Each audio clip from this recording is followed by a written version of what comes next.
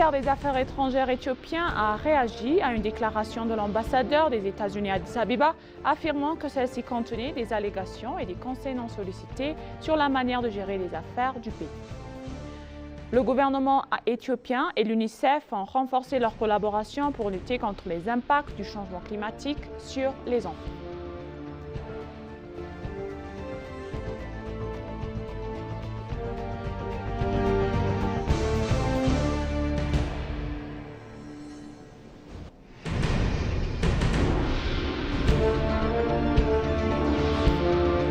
Bienvenue chers téléspectateurs, c'est Moïda Gadama avec le journal du vendredi 17 mai 2024. Restez avec nous. Le ministère des Affaires étrangères éthiopien a réagi à une déclaration de l'ambassadeur des États-Unis à Addis Abeba, affirmant que celle-ci contenait des allégations et des conseils non sollicités sur la manière de gérer les affaires du pays. Dans un communiqué de presse, le ministère a précisé que le 15 mai 2024, l'ambassadeur des États-Unis avait prononcé un discours intitulé « Discours de politique sur les droits de l'homme et le dialogue ». Le ministère des Affaires étrangères a souligné que la déclaration de l'ambassadeur mentionnait des groupes cherchant à renverser par la force le gouvernement, élu connu pour leur implication dans les actes de chantage, d'élèvement de terrorisme contre des civils. Le ministère a jugé cette déclaration mal avisée et a affirmé qu'elle contenait des assertions non fondées contraires aux relations historiques et amicales entre l'Éthiopie et les États-Unis. Les deux pays ont entretenu des liens étroits et ont continué à se consulter sur des questions nationales, régionales et mondiales d'intérêt commun. Le ministère a souligné que l'Éthiopie était ouverte à discuter de divers sujets avec les États-Unis, y compris les efforts en faveur de la paix et de la sécurité, le respect des droits de l'homme et le développement de la démocratie dans le pays. Le ministère des Affaires étrangères a également exprimé sa volonté de travailler avec l'ambassade des États-Unis à Addis Abeba pour corriger les erreurs factuelles et les incohérences contenues dans la déclaration. Il a suggéré des moyens pour plus appropriés, conformes au protocole diplomatique, afin de ne pas nuire au processus démocratique et à la paix dans le pays.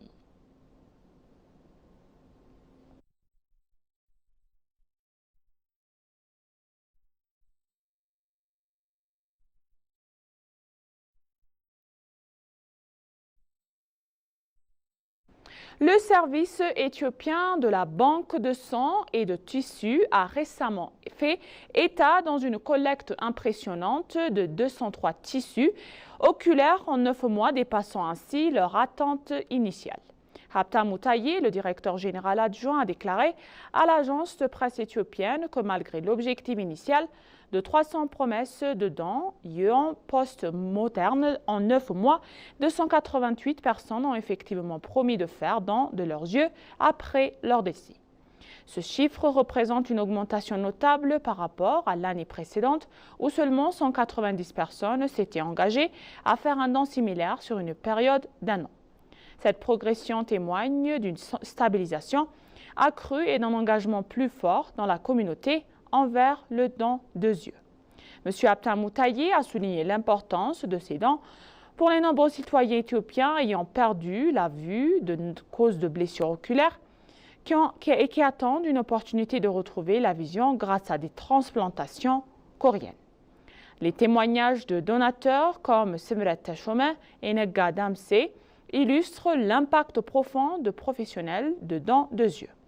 Semret a exprimé sa joie de savoir que son don aidera quelqu'un à passer des ténèbres à la lumière, tandis que Negga a décrit l'épanouissement professionnel et la satisfaction qu'il ressent en sachant qu'il pourra offrir le don de la vue et d'autres après sa mort. Finalement, le directeur général a également insisté sur l'importance de maintenir cet élan et de continuer à encourager les dons de tissus oculaires en soulignant de cet acte généreux non seulement améliore la vie des bénéficiaires, mais contribue également de manière significative à la société dans son ensemble.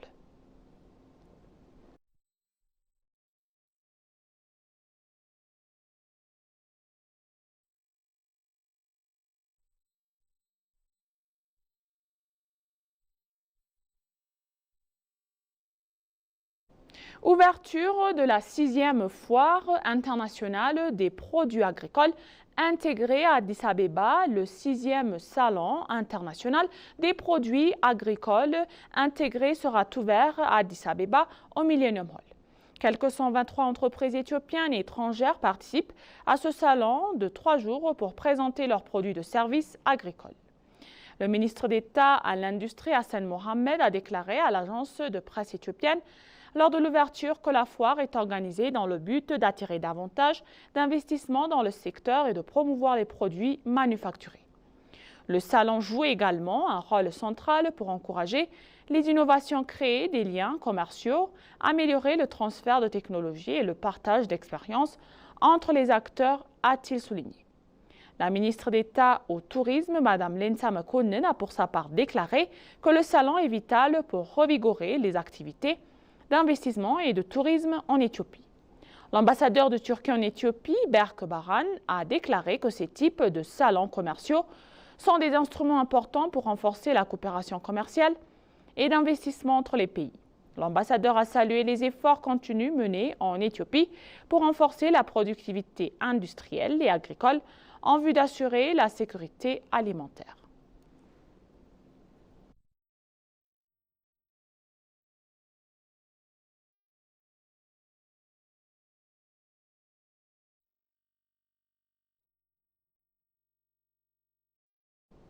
Les Éthiopiens de la 2e génération de la diaspora ont été chaleureusement accueillis et encouragés à intensifier leur contribution au développement de leur pays d'origine lors d'un événement de retour dans leur pays organisé au musée mémorial de la Victoire d'Adwa. Sur le thème Découvrir et se reconnecter à la terre des origines, cet événement a mis en lumière la richesse historique et culturelle immense de l'Éthiopie et les possibilités pour la diaspora de contribuer à l'amélioration du pays en s'engageant dans leurs secteurs d'intérêt divers. La maire d'Addis Abeba, Adanecha Abebe, et la ministre du Tourisme, Mme Nassissé Tchali, ont exprimé leur gratitude envers les activités de développement national. La maire a souligné l'importance des contributions de la diaspora, citant le grand barrage de la Renaissance éthiopienne GERD comme un exemple notable de l'impact significatif de la diaspora sur les efforts de construction nationale. Adanecha Abebe a également insisté sur la position unique de la diaspora grâce à leur exposition mondiale et à leur expérience diversifiée pour devenir de fervents défenseurs de la préservation et de la promotion de l'histoire riche et de la culture vibrante de l'Éthiopie. De son côté, la ministre du Tourisme, Nassissé Tchali, a salué la réponse de la diaspora à l'appel du Premier ministre Abiy Ahmed à revenir et à contribuer au progrès de l'Éthiopie. Elle a spécifiquement encouragé la diaspora de 2e génération à entreprendre un voyage de découverte de soi en apprenant sur leurs racines éthiopiennes, en expérimentant la culture vibrante du pays et en comprenant son histoire qui est fière.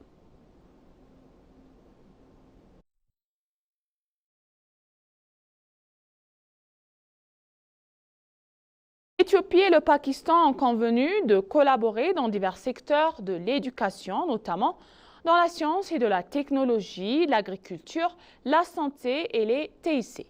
Cette décision a été annoncée le 16 mai 2024 à la suite d'une rencontre entre l'ambassadeur d'Éthiopie au Pakistan, Jamal Bakr, et le président de la Commission de l'enseignement supérieur du Pakistan, Mukhtar Ahmed, selon l'ambassade éthiopienne à Islamabad.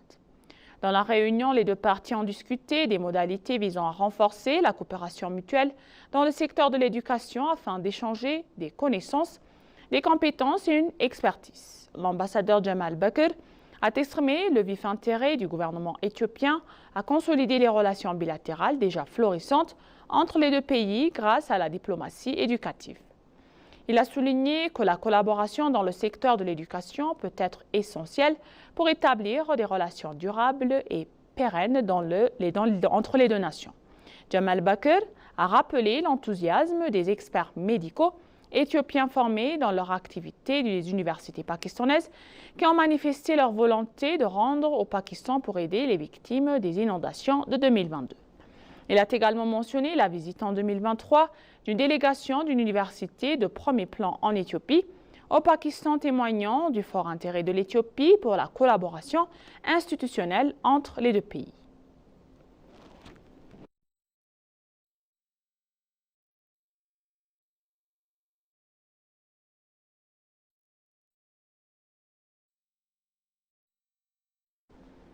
L'Éthiopie et la Chine ont réaffirmé leur engagement à renforcer leur coopération, en particulier dans les secteurs de l'agriculture et des mines. Cette déclaration a été faite lors de l'événement de la coopération industrielle et agricole par EthioChina qui s'est tenu à Addis Abeba le 16 mai 2024. Cet événement a rassemblé d'importantes entreprises de la province du Hunan en Chine, par la communauté d'affaires éthiopienne, avec pour objectif de promouvoir la coopération bilatérale dans les secteurs de l'agriculture et des mines. La Commission éthiopienne des investissements et l'ambassade de Chine en Éthiopie, ainsi que 36 entreprises chinoises et leurs homologues éthiopiennes ont participé à la foire. Organisée par la Commission éthiopienne des investissements, le bureau municipal du commerce de Shengsha et l'Association des jeunes entrepreneurs éthiopiens, la foire visait à unir les communautés d'affaires éthiopiennes et chinoises. Lors de l'événement, l'ambassadeur Nugus Kebede, directeur général adjoint des affaires du pays du Moyen-Orient, de l'Asie et du Pacifique, au ministère des Affaires étrangères de l'Éthiopie, a déclaré que cet événement permet de créer des opportunités de mise en réseau et de favoriser une coopération industrielle tangible entre les deux pays. Il a rappelé qu'au cours de l'année précédente, l'Éthiopie et la Chine avaient élevé leurs relations à un niveau qui est nouveau et du partenariat stratégique, signant plus d'une douzaine d'accords de coopération bilatérale dans divers domaines, de entendre et approfondir la coopération tactique.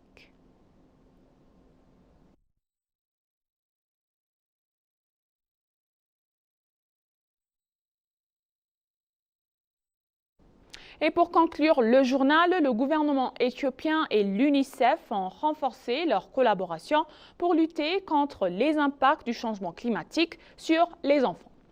Un atelier de consultation des parties prenantes intitulé « Par une action collective pour des programmes et des politiques climatiques pour les enfants » qui s'est tenu à Addis Abeba pour discuter de ce sujet crucial.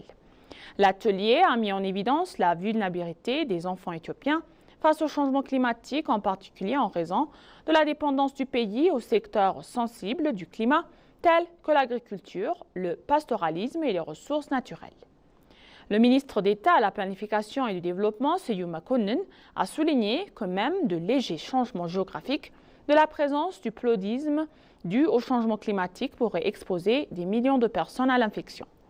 Il a également mis en avant le leadership de l'Éthiopie en matière d'action climatique à travers des stratégies comme la stratégie pour une économie verte résiliente au climat, le plan national d'adaptation, la contribution déterminée au niveau national et la stratégie de développement faible émission et résiliente au climat à long terme.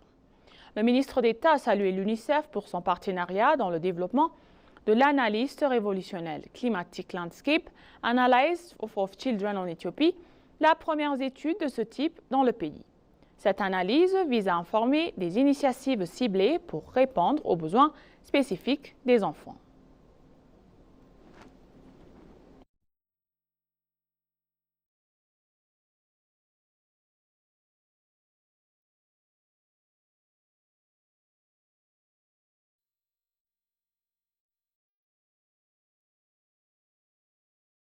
Et maintenant, chers téléspectateurs, je vous rappelle les titres principaux.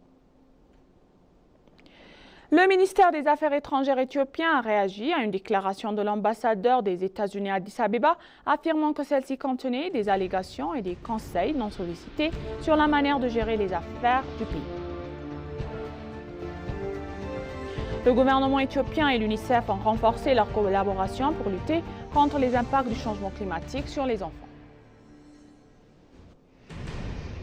Merci chers téléspectateurs, ainsi s'achève le journal pour aujourd'hui. C'était moi Aïda Gadamo et bonjour.